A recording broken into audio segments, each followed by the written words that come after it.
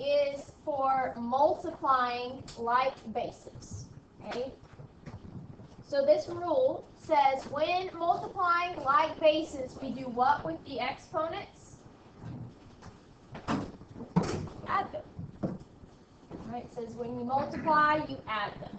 So we got two examples here. We're going to go ahead and do that on. The first one, we have x to the second times x to the third. So what am I going to get when I add my exponents?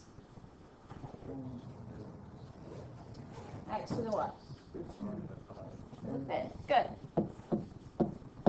All right. On example number 2, we've actually got some big numbers as well, right? So I actually multiply my big numbers. What am I going to get when we multiply the 2 and 3? 6. Very good. And then for our variable, what are we going to get for its exponent? 9. Very good.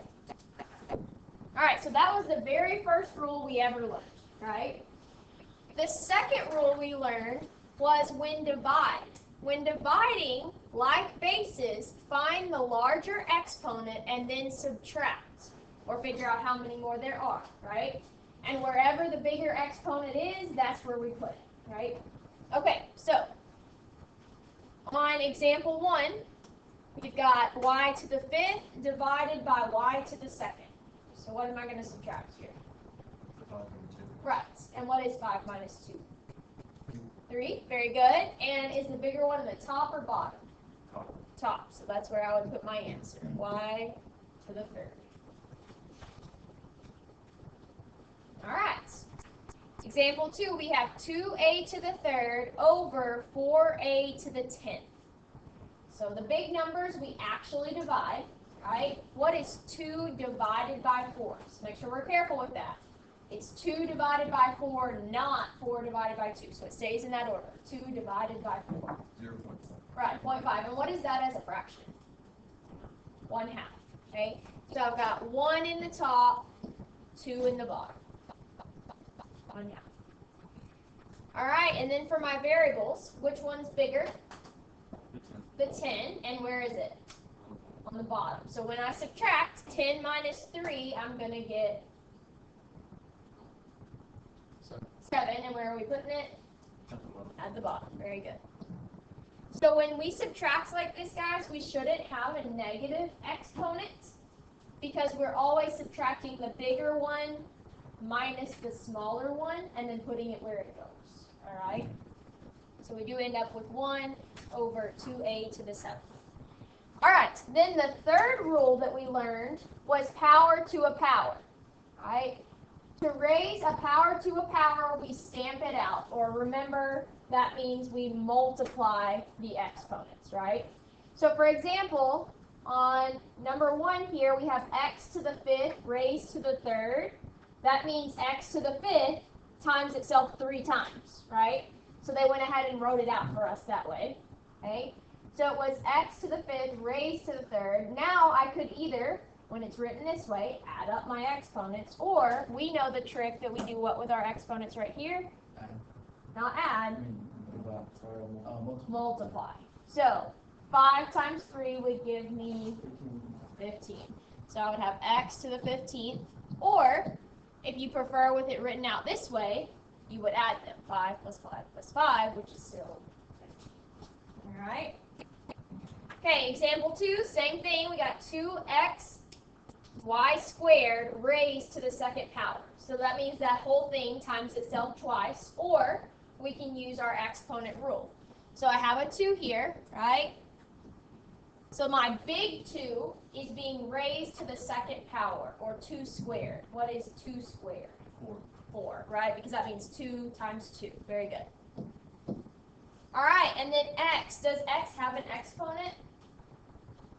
No, so what's it understood to be? 1. Very good. So there's an exponent of 1, and what did we say we do with the exponents? Not add them, multiply them. So 1 times 2 would give me 2. So I have x to the 2nd. And what about for my y's? What am I multiplying together for the y's? 2 and 2. Right, which would give me y to the, very good.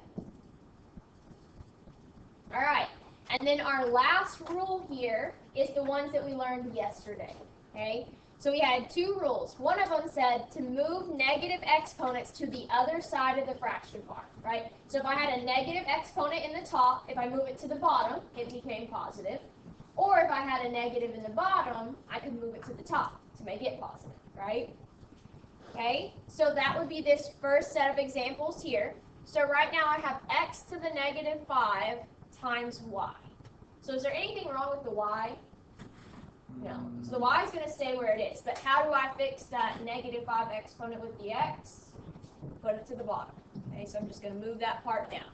So the y is going to stay in the top. But now I moved that x to the 5th to the bottom so that I can make its exponent positive. Okay? Oh, this should be moved over a little bit. I don't think it looks like that on y'all's, does it? Oh, yeah, it does. Okay. All right, well, right here, we're supposed to write an answer. So it has y over x to the negative 5. How could I make my x to the negative 5 in the bottom a positive?